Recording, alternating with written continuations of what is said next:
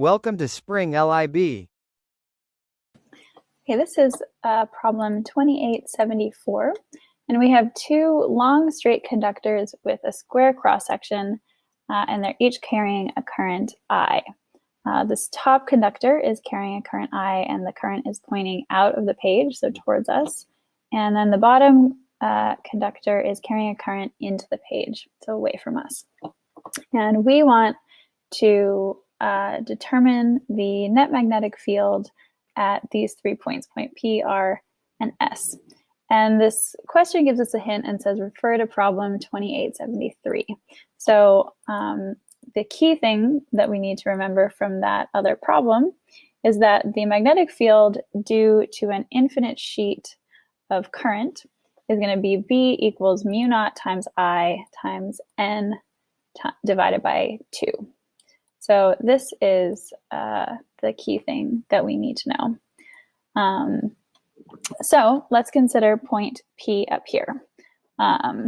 We know that we have two sheets of current, so we're just going to want to add them up. So we'll have like B total is going to be B1 plus B2.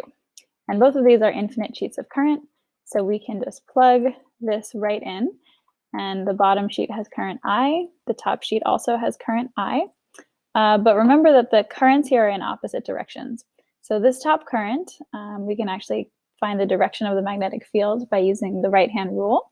So if we point our thumb out from the page, our fingers are going to curl to the left up here. So this bottom current has a magnetic field going to the left at point P. And similarly, the magnetic field from this bottom sheet is going to be going to the right. So notice that the magnitudes of these two magnetic fields are the same, but they're going to result in magnetic fields going in the opposite direction. So when we add these together, they're just going to cancel out and be equal to 0. So this is what we're going to get at point P. Now let's take a look at point R. So at point R, again, basically we're just going to add up the sum of the contribution from the top wire here. And again, using the right-hand rule, we know that the top conductor, sorry, not the top wire, the top conductor is going to give a magnetic field pointing to the right at point R. And when we use the right-hand rule, again, for the bottom conductor, we'll see that that will also create a net magnetic field pointing to the right.